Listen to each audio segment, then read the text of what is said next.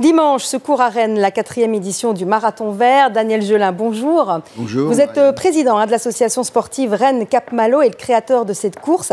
Alors tout d'abord, expliquez-nous, c'est quoi le Marathon Vert? Le principe, c'est quoi? Bien évidemment, en dehors de courir 42 km, ce qui déjà n'est pas une mince affaire. Hein. Oui, c'est vrai, courir 42 km 195, c'est pas une mince affaire.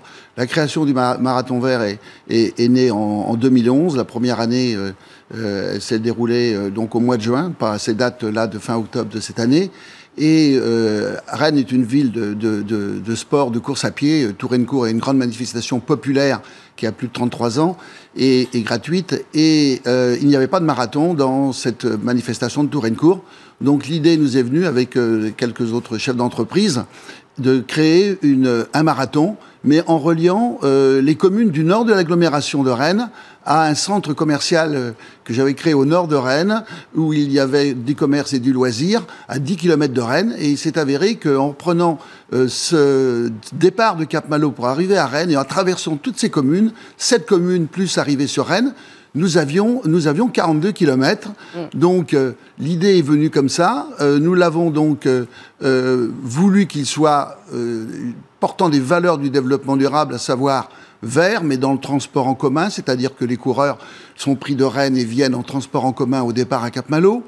Également, de faire en sorte que, au niveau de tout ce qui est déchets, gestion des déchets, cette année, Veolia va nous faire l'empreinte carbone de toute la gestion des déchets. Également, tous les supports de notre partenaire important ont eu. Tous les produits sont bio. Armorlux nous a fourni les t-shirts bio également les premières années. Donc nous avons voulu, et nous avons eu du comité olympique dès la première année, le label développement durable du premier marathon en France. Alors là, l'étape au-dessus, c'était de faire en sorte que ce marathon soit aussi un marathon solidaire, notamment avec l'Éthiopie. Alors expliquez-nous ça. Voilà, alors le développement durable, c'est vrai, c'est le vert. Et il s'avère que j'ai eu une rencontre avec Jacques Rocher, le groupe Rocher, avec sa fondation d'entreprise, qui depuis 20 ans œuvre pour repeupler la planète. Son objectif pour 2015, c'est 50 millions d'arbres. Et l'idée m'est venue de dire, mais pourquoi pas 1 kilomètre, un arbre planté. L'idée a séduit le groupe Rocher. Et c'est comme ça que nous nous sommes retrouvés avec l'Éthiopie, car d'abord, les plus grands coureurs de la planète sont les Éthiopiens, les Kenyans, on le sait. Ce sont eux qui gagnent toutes les grandes courses. Et il s'avère que le groupe Rocher avait une association, Green Ethiopia, en Éthiopie, où ils avaient déjà planté un certain nombre de milliers d'arbres. Donc l'idée a été de se dire, eh bien oui, nous sommes d'accord d'être partenaires du Marathon Vert à travers notre fondation, et de faire en sorte que, eh bien, chaque kilomètre, chaque arbre planté. Et nous avons planté, depuis ces 2 dernières années, 150 000 arbres. Rien qu'avec le Marathon Vert. Rien qu'avec le Marathon Vert. 150 000 arbres, c'est 50 hectares qui permettent de faire vivre des milliers de personnes qui sont plantés à partir du mois de juillet, à la période de saison des pluies.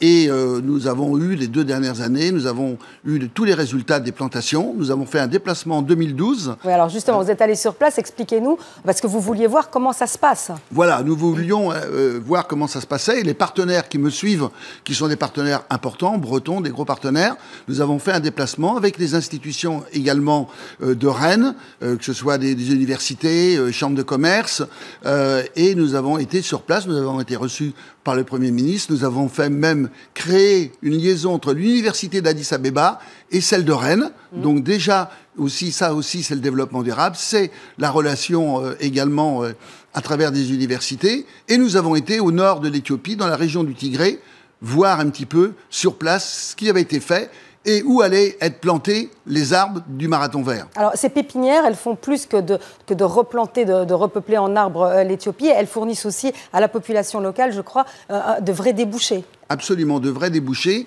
D'abord, grâce à ces plantations, ces racines au fil des années, eh bien, l'eau revient.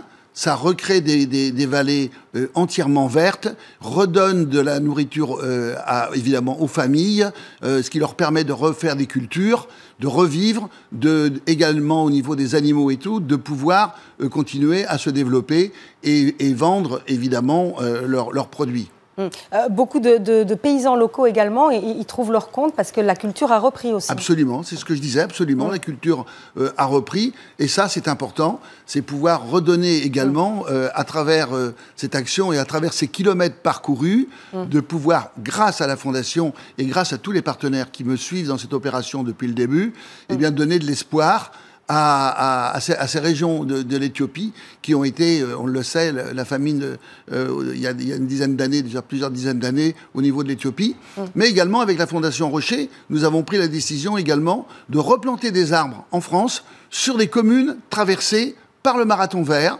Et donc 2 communes vont être sélectionnées cette année pour replanter, reboiser également au niveau des communes traversées par ces 42 km. Alors, vous parliez de la France, on va y revenir justement, puisque ce Marathon Vert, c'est aussi le défi handicap. Oui, c'est également le défi handicap. Disons que le gros partenaire titre du Marathon Vert, c'est Konica Minolta. Konica Minolta, au niveau mondial, au niveau de la planète, est très respectueux de l'environnement à tous les niveaux. Et c'est aussi fort que la commercialisation de leurs produits. Et ils ont créé une fondation sur le handicap et permettent au plus grand nombre de pouvoir participer. Et ils ont une association qui soutiennent particulièrement, qui est à Paris, qui s'appelle l'Association Défi. Et l'année dernière, nous avions une Joëlette avec 8 coureurs qui ont fait les 42 km. Cette année, nous allons avoir 4 Joëlettes avec une quinzaine de personnes handicapées qui vont faire ces 42 km à travers le marathon relais, dont Ouest France est le grand partenaire, qui va réunir plus de 500 équipes de 5 coureurs cette année. Car le développement durable, c'est également ça. C'est le côté sociétal. C'est que la secrétaire puisse courir avec le PDG, le comptable. Et c'est un des moments très forts où les gens se retrouvent pendant ces 42 km, ces 3 heures, ces 4 heures. Et ça, c'est quelque chose qui est également très fort. Merci beaucoup, Daniel Julin. Donc, je rappelle, c'est ce dimanche à Rennes. Dans quelques minutes, restez avec nous, un nouveau journal, et ça sera avec Marie-Aline Méli.